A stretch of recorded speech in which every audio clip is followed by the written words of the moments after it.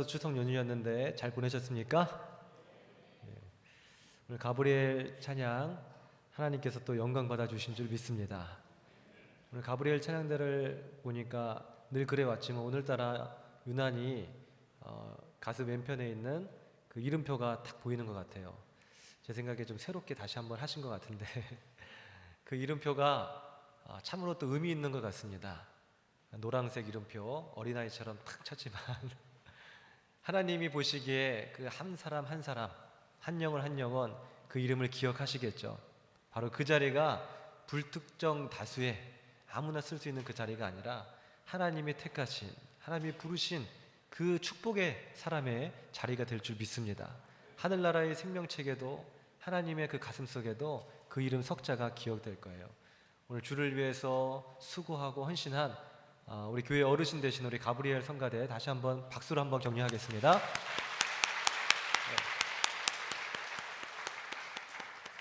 네, 먼저 박수 격려하고 제가 이 얘기 했었어야 되는데 다 내려가 버리시고 뒤로 나가시고 별로. 자, 우리 데살로니가 전서 5장 16절에서 18절 하나님 말씀을 다 함께 보시겠습니다. 데살로니가 전서 5장 16절에서 18절입니다.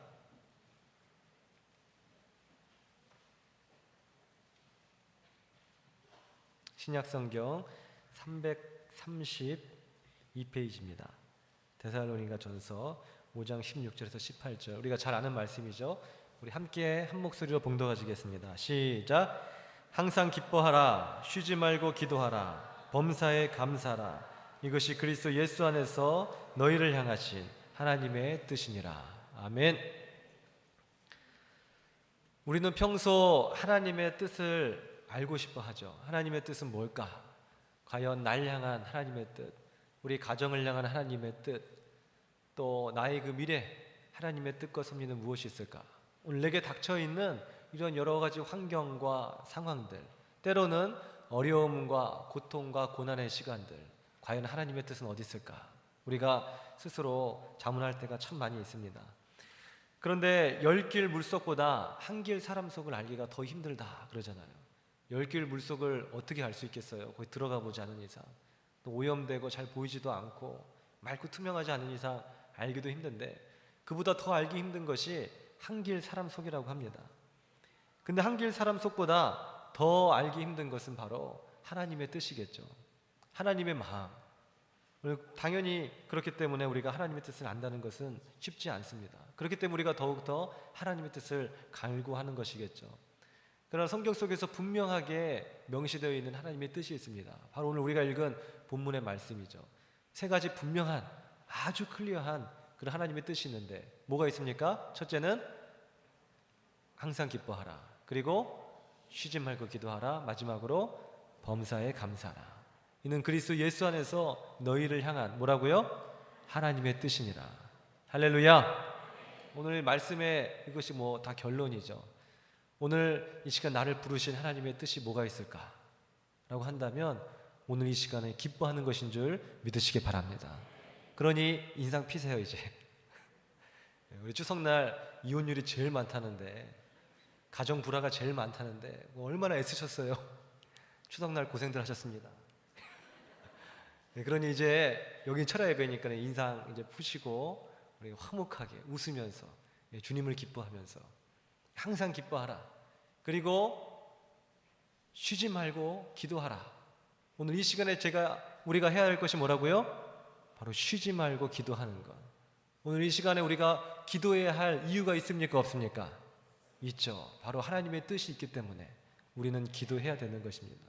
오늘 기도할 마음이 없다 할지라도, 기도할 힘조차 없다 할지라도 오늘 이 시간 우리는 기도해야 돼요. 왜요? 그것이 바로 하나님의 뜻이기 때문에. 그래서 기도가 술술 잘 나올 때도 있습니다. 뭔가 하나님과 영적 교통이 있는 것 같아요. 그러나 때로는 우리의 기도의 문이 꽉 막혀서 뭐라고 하나님한테 말해야 될지, 또 우리가 중언부언할 때도 있고 가슴이 답답할 때도 있고, 그럴 때는 좀 하루 제끼고 기도 좀 쉬자라고 말할 수도 있겠지만은 그것은 하나님의 뜻이 아니라는 것이에요. 왜냐하면 쉬지 말고 기도하는 것이 하나님의 뜻이기 때문에. 오늘 이 밤에 우리가 기도할 이유가 있든 없든, 기도할 수 있는 그러한 능력이 되든 안 되든 기도할 마음이 있든 없든 오늘 주님 앞에 간절히 부르짖으면서 기도할 수 있는 우리 모두가 되기를 주의 이름으로 축원드립니다.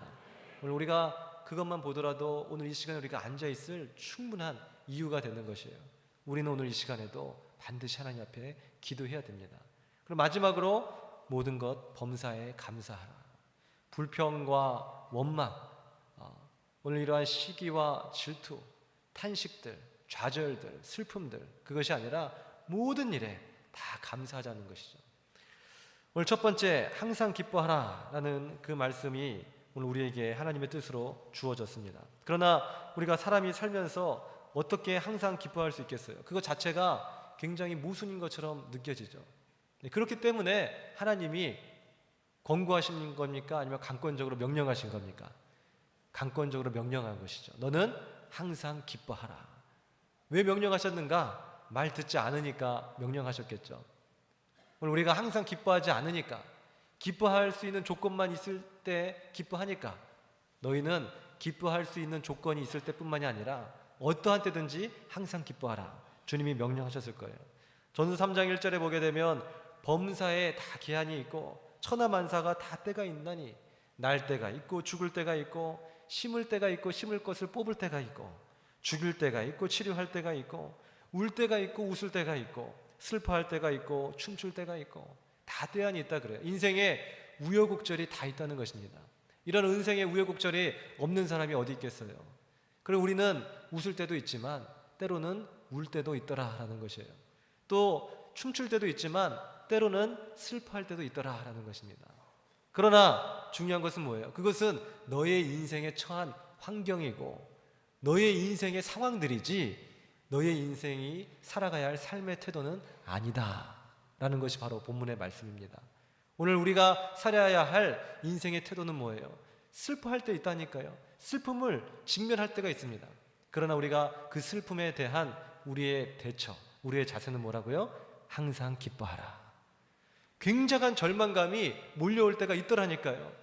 그 굉장한 절망감이 몰려오는 그때 우리의 인생에, 좀 더 정확하게 얘기한다면 하나님의 자녀들의 그 다가오는 쓰나미처럼 밀려오는 그 절망의 순간에 할 삶의 태도는 뭐라고요?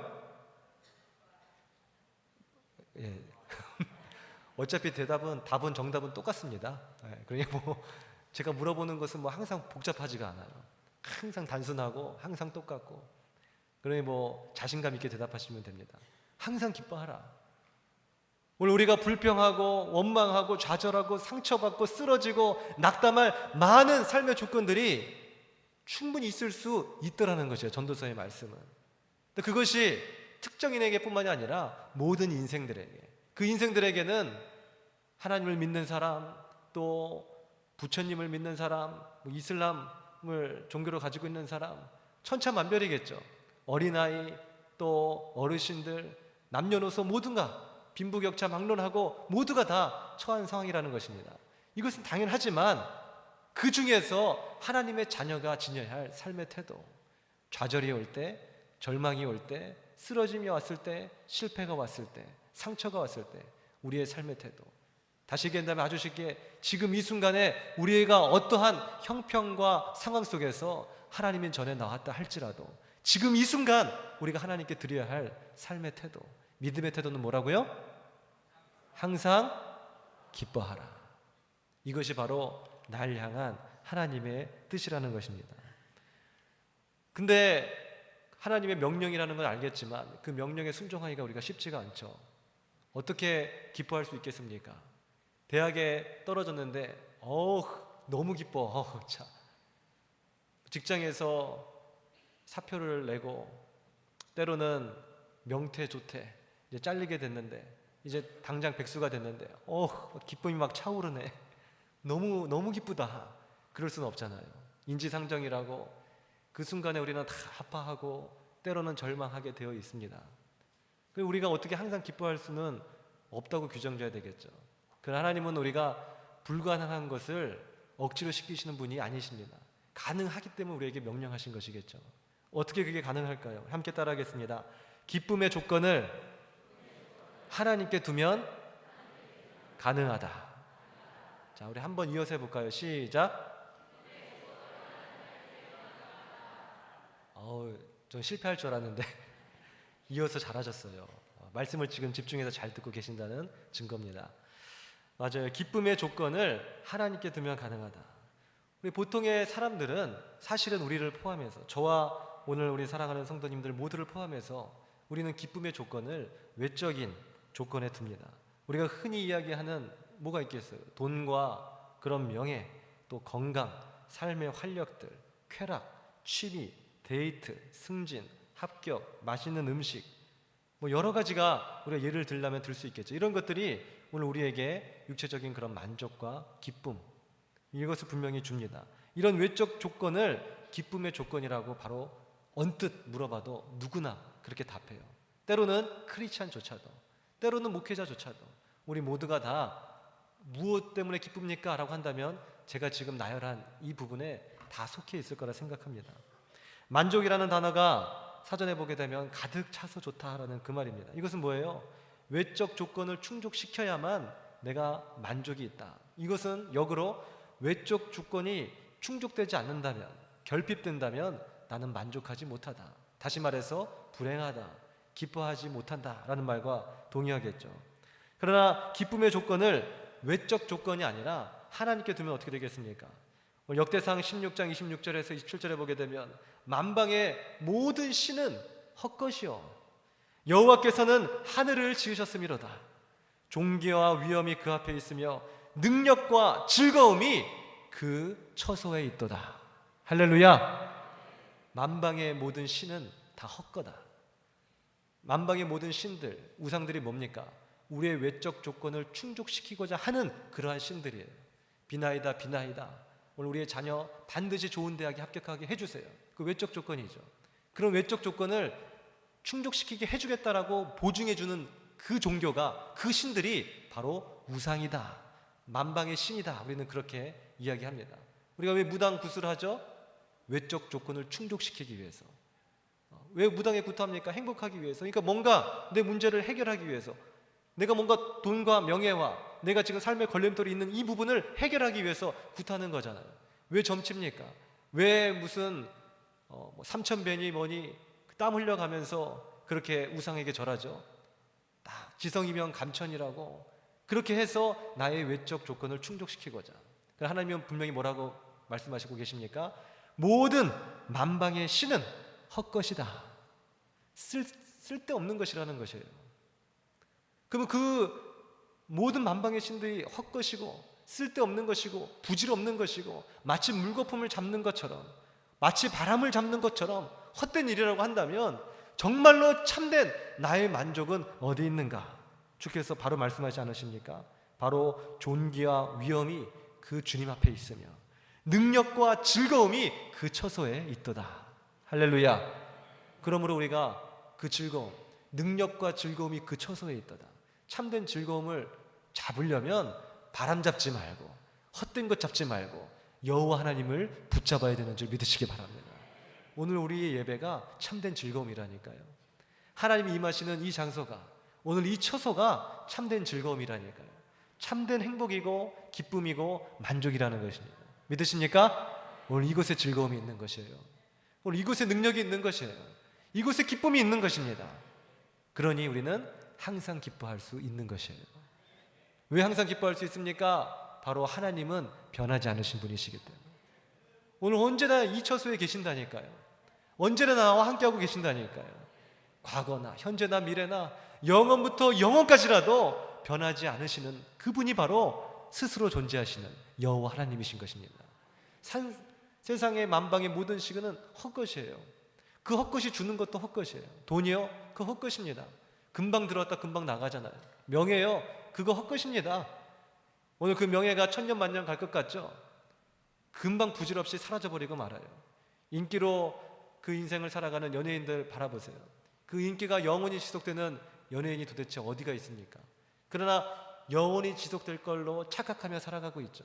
그리고 그 인기가 자신의 생존의 삶의 자존감의 이유가 되고, 그러다 보니까 영원히 살아 있을 수 없는 그 인기, 하락하게 되면 굉장히 자존감이 낮아지게 되고 상처받게 되고 우울하고 슬퍼하게 되잖아요. 기쁨의 조건을 외적인 조건에 두게 되면 그처럼 낙담하게 되는 것이에요. 오늘 내가 생각했을 때 나는 기쁨의 조건이 뭔가, 우리 각자가 다 다르죠. 누구는 명예에 관심이 없을 수 있겠지만 돈에 관심이 있을 수 있어요. 누구는 돈과 명예에 관심이 없겠지만 또 건강에 관심이 있을 수 있겠어요. 누구는 돈과 명예와 건강 다 관심 없겠지만 자녀의 오늘 기쁨의 조건이 있을 수도 있겠죠. 그러나 만방의 모든 신은 헛거라는 것을 잊지 마십시오. 우리의 기쁨의 조건이 될 수 있는 유일무이한 한 가지는 여호와 하나님밖에 없다라는 것입니다. 그분만이 오늘 우리에게 참된 만족을 주고 기쁨을 샘솟게 하고 오늘 우리에게 즐거움을 주신다는 것입니다. 육체의 일은 현저하니 곧 음행과 더러운 것과 호색과 우상 숭배와 술수와 원수 맺는 것과 분쟁과 시기와 분냉과 당짓는 것과 불리함과 이단과 투기와 술 취함과 방탕함과 또 그와 같은 것들이라.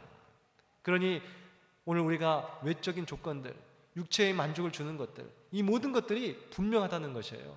오늘 갈라디아서 5장 19절에서 21절은 이 모든 것들이 죄라고 이야기하고 있습니다. 그리고 이 죄의 외적 조건들을 만방의 헛된 신들이 제공하고 있다고 그렇게 얘기하고 있어요. 오늘 우리는 이 모든 것들을 다 버리고 오늘 이 밤에 혹시라도 이 외적 조건 만족하기 위해서 주님 곁에 찾아오신 분 계십니까? 그렇다면 주소를 잘못 짚으신 거예요. 하나님은 이런 외적 조건을 우리에게 충족시키면서 우리를 달래주시는 분이 아닙니다. 오늘 그 우는 어린아이에게 불량식품 잠깐 주면서 그 눈물 글치게 하시는 그분이 아니라는 것이에요. 맛있는 오곡밥 그 어린아이가 좀 싫다 하더라도 진정으로 영양가 있는 걸 주시길 원하시는 분이 하나님이시라는 거예요. 외적 조건이 아니라 그 외적 조건이 뭐라고요? 육체의 일은 현저하니, 육체적인 욕망과 만족들, 죄의 요소들이 아니라 참된 만족, 거룩한 기쁨, 하나님 한 분만으로 누릴 수 있는 그 은혜를 오늘 우리 이 밤에 주실 것입니다. 그러니 이곳에 슬픔이 있으신 분도 계실 거예요. 오늘 가정의 아픔과 상처가 있으신 분도 있으실 거예요. 오늘 놀라운 내가 미처 감당하기 힘든 쓰나미 같은 절망들이 오늘 불현듯 내 인생에 닥쳐오신 분들도 분명히 이 자리에는 계십니다. 제가 알고 있는 분도 몇 분 많이 있으시네요. 그러나 오늘 우리는 이 밤에 기뻐할 수 있습니다. 할렐루야! 이것이 믿음이에요. 이것이 신앙이에요. 오늘 여전히 여호와 하나님은 변하지 않고 우리 곁에 계시잖아요. 그분은 신실하신 하나님이잖아요. 오늘 이스라엘 야곱의 하나님, 너를 지명하였고 택하였고 너를 불렀나니 너는 나의 것이라. 네가 물 가운데 지날 때에도 물이 너를 해하지 못하고 불 가운데 지날 때도 불꽃이 너를 사르지 못하리니 대저 나는 여호와 너의 하나님이라. 할렐루야. 그분은 변하지 않으십니다. 그분 한 분만으로 참된 기쁨을 가질 수 있는 우리 모두가 될 수 있기를 주의 이름으로 축원드립니다. 두 번째 하나님의 뜻은 뭐였죠? 쉬지 말고 기도하라. 오늘 쉬지 말고 기도하는 것, 이 역시 항상 기뻐하라라는 하나님의 메시지처럼 이거 참 불가능한 것 아닌가라는 그런 생각이 언뜻 들기도 합니다. 우리가 어떻게 쉬지 않고 기도할 수 있겠어요? 우리가 밥도 먹어야 되고 화장실도 가야 되고 신문도 봐야 되고 오늘 우리가 잠깐 쉬는 시간들이 분명히 있는데 왜 하나님은 쉬지 말고 기도하라고 말씀하셨는가? 도대체 이 쉬지 말고 기도하라는 뜻은 도대체 무엇인가? 오늘 우리가 그리 어렵지 않게 그 뜻을 추측하여 알 수 있습니다.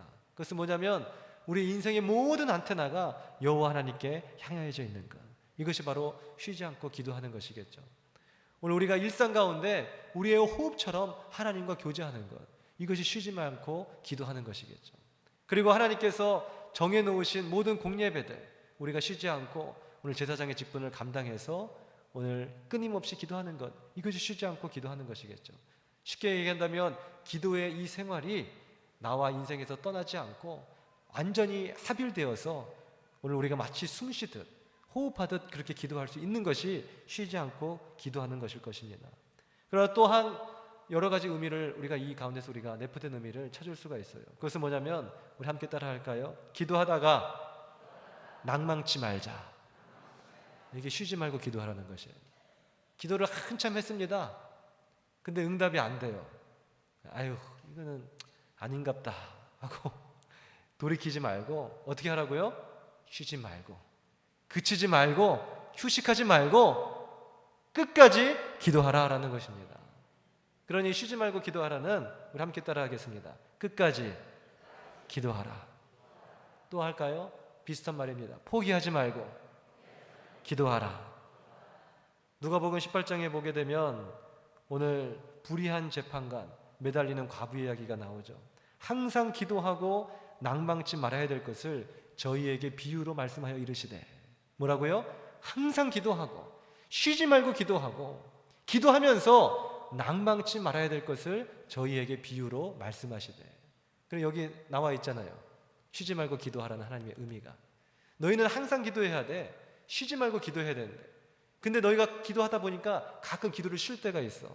언제냐면 쉽게 포기해버릴 때, 끝까지 기도하지 못할 때, 낭망할 때, 에휴 이건 아닌갑다고 돌이키려고 할 때, 그때 너희는 기도를 쉬더라. 쉬는 그때 악한 사단이 임한다.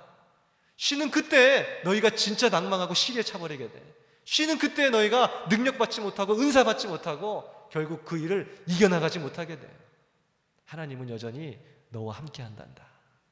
나는 너희를 떠나지 않는단다. 그러니 쉬지 말고 낭망치 말고 끝까지 인내함으로 승리하라. 불의한 재판관이에요. 도저히 이 사람은 이 기도를, 가부의 그 한을 들어줄 것 같지 않은 그런 사람입니다. 보통 어떤 사람이냐면 어떤 도시에 하나님을 두려워하지 않고 하나님을 두려워하지 않는 사람처럼 이 세상에 무서운 사람이 없어요. 근데 그것은 진짜 무서운 사람이 아니라 하룻강아지 범 무서운 줄 모른다고 하나님을 모르기 때문에 날뛰는 거겠죠. 하룻강아지가 범을 알면 날뛰겠어요? 범을 모르니까 본인이 범인 줄 알고 날뛰는 것이다. 하나님을 두려워하지 않는 그 사람이 그런 하룻강아지와 같다니까요. 그러니까 그 사람은 그냥 막 날고 기는 것입니다. 제일 무서운 사람이에요. 하나님을 두려워하지 않는 사람이고 사람을 무시하는 재판관이다. 하나님을 두려워하지 않으니까 사람을 무시하겠죠. 하나님을 두려워하는 그 사람은 사람을 존귀히 여길 줄 알게 되는 것입니다. 근데 그러한 도시에 한 과부가 있어서 그 재판장에게 가서 내 원한을 풀어주소서 하되, 오늘 그가 하나님을 두려워하고 사람을 두려워하지 않고 무시하면서 이 과부가 나를 번거롭게 하니 그러나 불구하고 내가 이 원한을 풀어주리라. 그렇지 않으면 늘 와서 나를 괴롭게 하리라 하였느니라. 바로 이 이야기입니다. 이 하나님을 두려워하지 않고 사람을 무시하는 장이, 그것도 과부의 그런 원한을 들어줄 아무런 이유가 없다는 것이에요. 그러나 한 가지 들어줄 이유가 있다고 한다면 뭐라고요? 귀찮으니까. 이 과부가 언제까지 나를 귀찮게 할지 모르니까 내가 들어주리라. 하물며 오늘 선하신 하나님께서 너희의 기도를 들어주시지 않겠느냐. 바로 그겁니다. 할렐루야. 하나님은 반드시 응답해 주신 하나님이신 줄 믿으시기 바랍니다. 하나님은 선하신 분이세요. 반드시 응답하여 주십니다.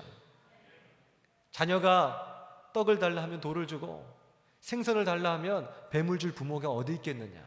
악한 자라도 자녀에게 좋은 것으로 줄 줄 알거든.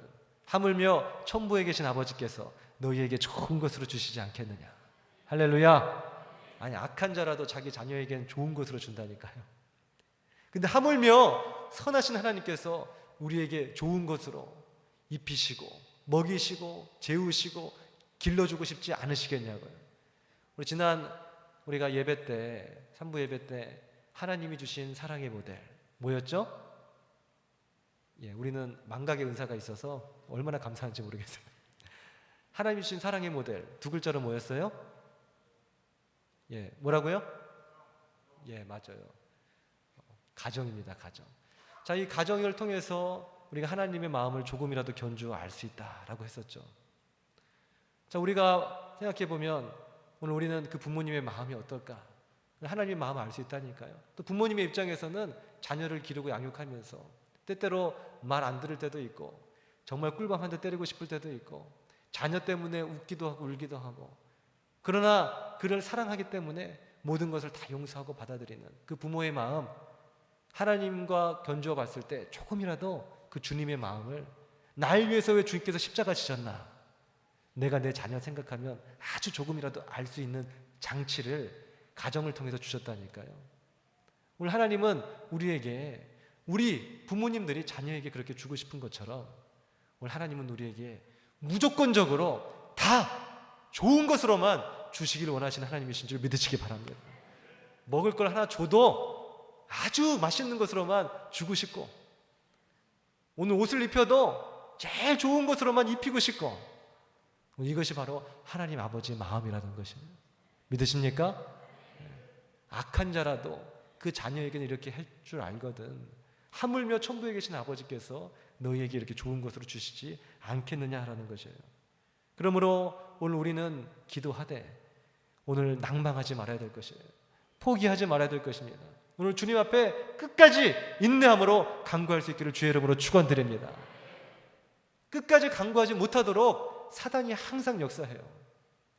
기도해도 그거 안 되대, 그렇게 사단이 속삭입니다. 너 기도해봐, 그거 지금 되나? 지금 안 이루어졌잖아. 그냥 이거 안 된다니까. 기도한다고 해서 다 되는 것이 아니라니까. 오늘 그렇게 얘기하는 것이에요.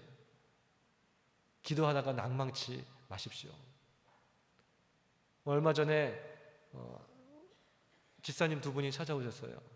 한 집사님은 희비가 엇갈렸습니다. 한 집사님은 아우 목사님, 제가 승전보를 알려드리려고 왔습니다. 그래요? 너무너무 좋죠. 기쁜 소식은 좋은 겁니다. 기쁜 소식을 우리가 많이 알려야 되겠죠. 그래서 철야 예배 때 목사님께서 안수하시고 했을 때 온몸이 그 아픈 것들이 다 치료받는 역사가 나타났어요. 그 즉시 바로 나았어요. 할렐루야. 예, 그런 간증을 해주셨어요. 얼마나 기쁜지. 아유 집사님 그걸 왜 지금 얘기해요? 진작 얘기하시죠. 그런 기쁨의 이야기들은 우리가 자주 나누면 좋습니다. 하나님이 함께 해주셨나요? 하나님이 그 응답해 주셨나요? 아유 너무너무나 감사해요. 우리 선교회 가셔서도 그런 거 꼭 간증하시고 서로 나누세요. 제가 그런 이야기를 했습니다. 하나님께서 응답해 주신 것이죠. 물론 제가 한 것이 아니죠. 하나님께서 기도하게 하시고 성령이 역사해 주셔서 그분을 치료하게 하셨던 것입니다. 오늘 강단위로 나오는 것도 우리가 다 잘 알겠지만 거저 나오는 것이 아니죠. 오늘 그 믿음을 가지고 나와야 되는 것입니다. 용기를 가지고 나와야 되는 것이에요. 누가 믿음이 있고 누가 용기가 있을까요? 절망에 빠진 자가 용기가 있는 것입니다. 고난을 당한 자가 하나님을 찾게 돼 있어요. 깊은 상처와 아픔이 있는 자, 밑바닥까지 간 자가 오늘 하나님을 간절히 찾고 매달리게 돼 있다니까요. 오늘 누가복음 18장에 오늘 불의한 재판장에게 매달린 그 과부, 얼마나 원한이 있었으면 그 안 될 일을 그거 하겠어요. 오늘 하나님을 두려워하지 않고 사람을 무시하는 그 사람으로 소문이 나 있는 그런 악명 있는 재판관인데, 그 재판관이 오늘 돈도 없고 백도 없고 남편도 없는 이 과부의 이야기를 들어주겠냐고요, 상식적으로. 근데 우리가 역으로 생각해 보면 이 과부가 얼마나 급했으면 그랬겠어요. 얼마나 급했으면은 이 불의한 재판관인 줄 알면서도 가서 나 잡아먹고 막 하면서 그렇게 막 다리를 잡고 애원하고, 얼마나 이 재판관장이 아유 이 과부 이거 안 들어주면은 내가 이거 너무너무 귀찮고 나를 못 살게 굴겠다, 이 정도 드는 생각까지 했겠냐고요. 우리에게 어쩌면 고난이 유익이 될지도 몰라요.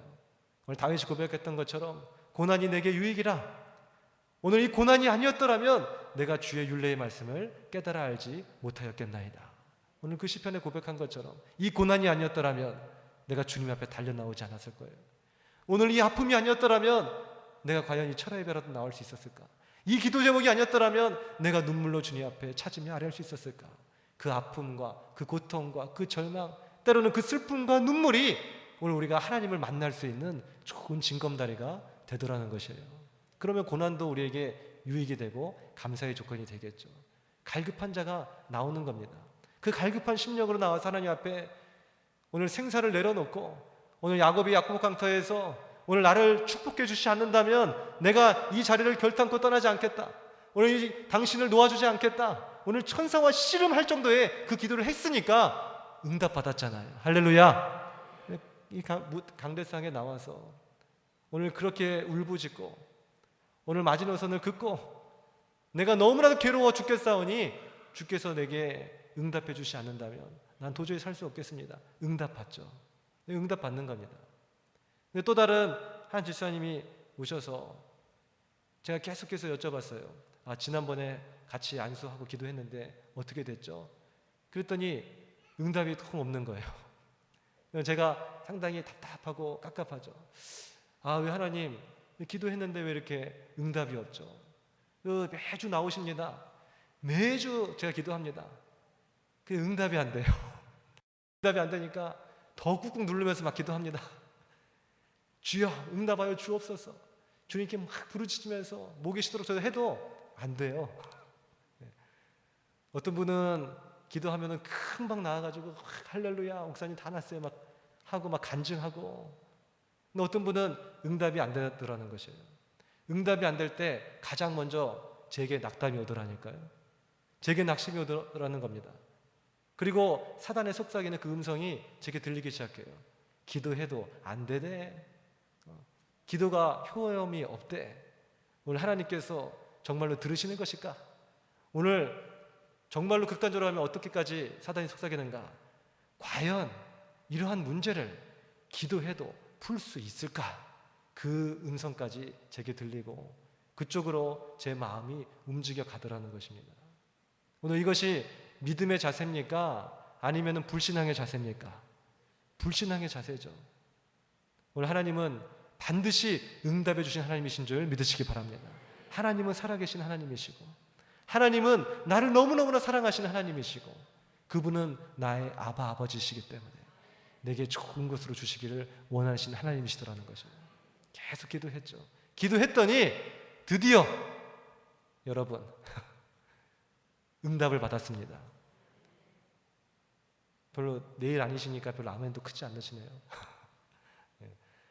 응답을 받았는데 조금 응답받았어요. 아주 조금. 만약 100%의 아픔이 있다면 한 10% 정도 그 아픔이 사라졌어요. 그 조금 응답받은 거죠. 제가 그래서 그 집사님께 말씀드렸습니다. 집사님, 우리 한번 끝까지 기도하죠. 포기하지 말고 기도하죠. 왜 하나님은 우리에게 이런 지속적인 기도를 하게 하셨을까요?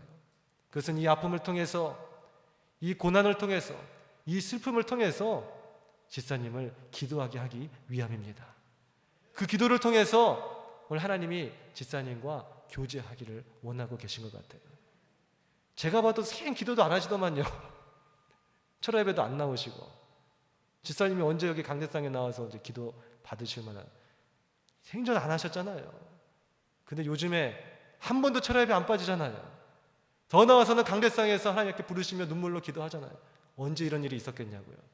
오늘처럼 정말 큰 아픔과 절망이 있을 때 오늘 집사님이 그렇게 하나님 앞에 간절히 기도하지 않습니까?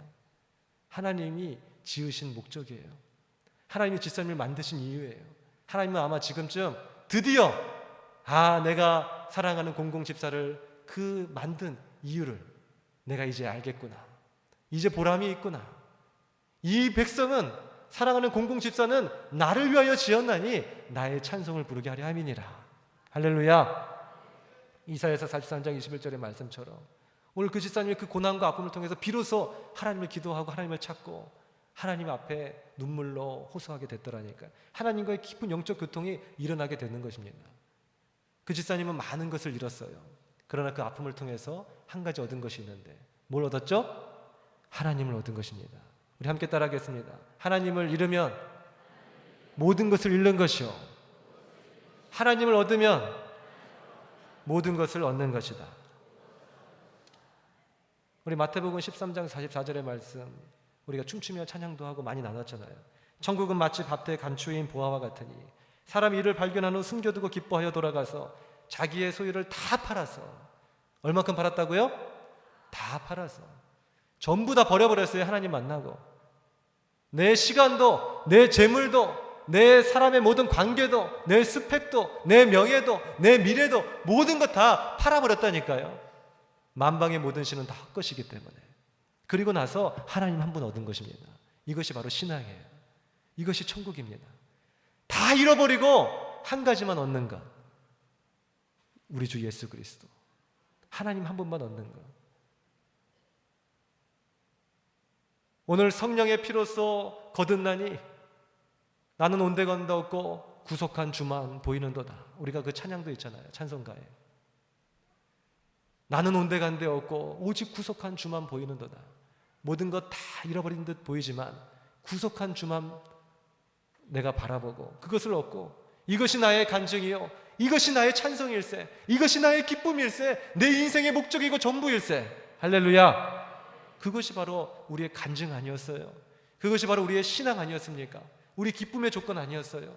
그것이 우리의 기도의 제목 아니었습니까?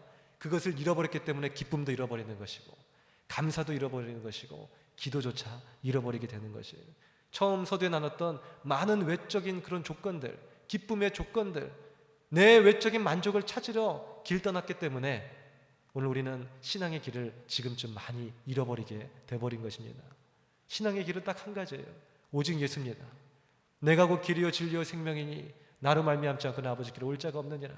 예수 그리스도 그분 한 분만을 얻는 것, 오늘 예수님 그분과 함께 그냥 길 가는 것, 그것이 우리 신앙생활의 전부라는 것이죠.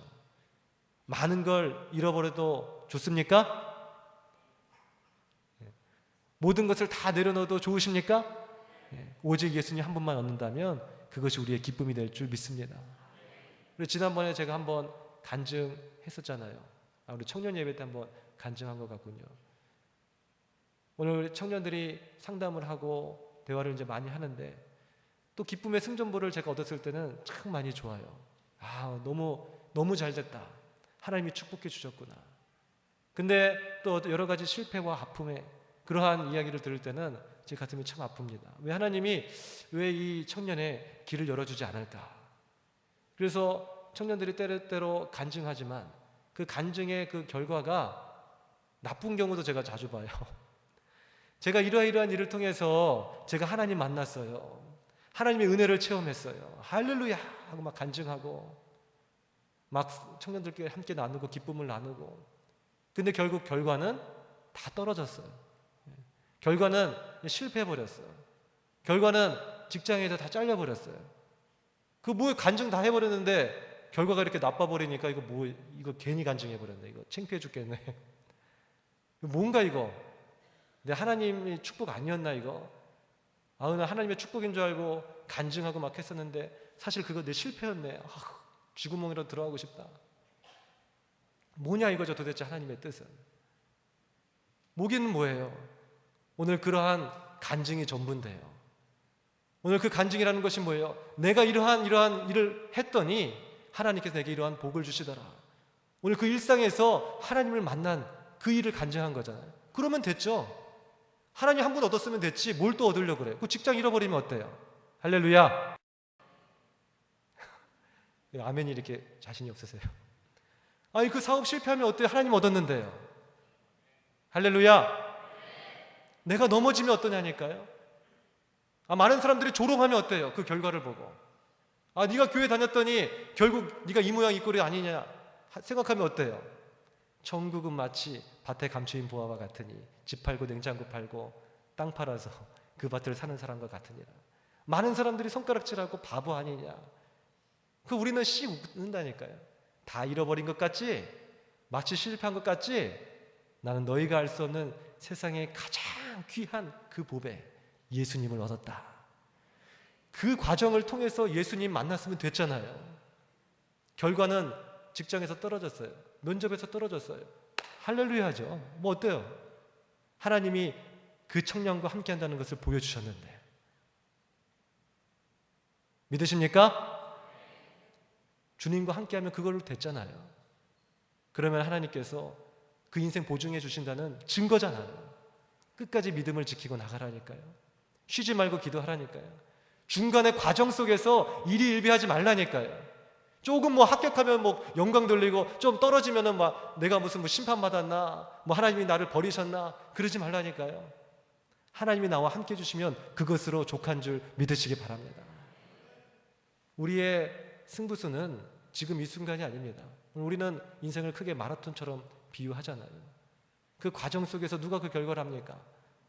오늘 우리의 그 승부수 그 열매를 보아야 할진데 그것은 마지막 심판대일 거예요. 그 심판대까지 끝까지 믿음을 지킨 사람, 끝까지 쉬지 않고 기도한 사람, 낭망하지 않고 포기하지 않고 인내함으로 끝까지 믿음을 지키고 기도하는 사람, 그 사람이 승리자가 될 줄 믿으시기 바랍니다. 요셉이 팔려갔으면 어때요?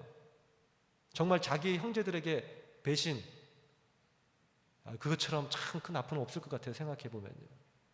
우리가 역지사지로 생각해 보면 되겠죠. 내 사랑하는 형제들에게 배신을 당하고 어디에 팔려나가고 어디 막 구덩이에 막 던지움을 당하고 그 인생을 생각해 보세요. 우리가 관계 속에서 조금만 억울해도 막 화가 치밀지 않습니까? 그리고 억울함을 뭔가 이렇게 자꾸 해소하려고 하는 것이 우리의 인간적 본능이잖아요. 근데 팔려간 것도 억울한데 계속해서 누명을 씌고 결국 종국에는 감옥에 갇혔는데 그 감옥도 캄캄하고 기약이 없습니다. 언제 죽을지, 언제 풀려날지. 차라리 뭐 10년형이다, 20년이다 말이라도 해주면 좋지만 술 맡은 간원장, 떡 맡은 간원장 자신들의 꿈을 해석해주고 이야기를 상처를 부탁해도 깜깜무소식이에요. 절망입니다. 하나님이 내게 과연 그 꿈을 주신 것이 맞나? 꿈의 사람 요셉의 이야기잖아요. 그 요셉은 그 꿈을 받았어요. 비전을 받았어요. 그러면 그것으로 된 줄 믿으시기 바랍니다.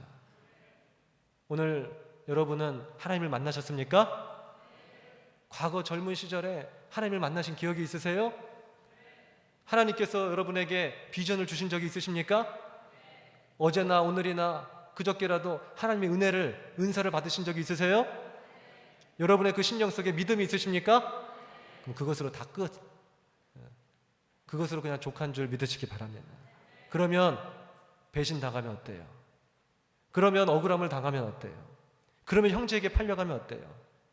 할렐루야. 거기도 계속 아멘 하셔야죠. 그럼 배신 당하면 어떠냐고요? 그럼 팔려나가면 어떻고? 억울함을 당하면 어떻고? 옥살이를 하면 어떻고? 스데반처럼 자기의 사역의 날개도 펴지 못한 채 돌 맞아서 죽으면 어떠냐는 것입니다. 이미 모든 것을 다 얻은 자잖아요. 우리가 만약 얼마라고 할까요? 한 1,000억을 우리가 얻게 됐어요. 근데 200원 잃어버리면 어떠냐는 것이에요. 이제 이해가 되시죠? 하나님을 얻었잖아요. 예수라는 보배를 소유했잖아요. 근데 만방의 헛된 신, 바람과 같은 그런 것들 잃어버리면 어떠냐고요. 우리 여기서 정말 아멘 해야 됩니다. 오늘 이 문제를 우리가 해결하지 못하면 오늘 우리 안에 기쁨도 사라지는 것이에요. 기도의 줄도 막히는 것입니다. 굉장히 중요한 이슈예요. 오늘 우리의 기도의 제목들이 다 있죠? 그 기도의 제목들이 무엇입니까? 오늘 아까 나눴던 갈라디아서 5장에 나와 있는 많은 육체의 소욕들이에요. 내 외적인 만족의 기쁨의 조건들입니까? 그것을 해결해야만 내가 행복하겠습니다. 그걸 해결해줘야만 내가 만족하겠습니다. 우리 가정에 이거 아픔 아시죠? 오늘 내 육체의 이런 질병들 아시죠? 오늘 내 미래의 이런 문제 아시죠? 내 사업장의 문제 아시죠? 믿지 않는 사람들도 갖기 원하는 그런 많은 외적인 조건들이 오늘 우리의 인생의 신앙생활의 믿음의 기도의 목적이 되느냐 이것이죠. 영원한 기쁨을 잃어버리게 될 것이에요. 영원한 만족과 행복을 잃어버리게 될 것이에요. 오늘 이 밤에 분명한 하나님의 뜻이 있습니다. 우리가 서두에 함께 나눴었죠.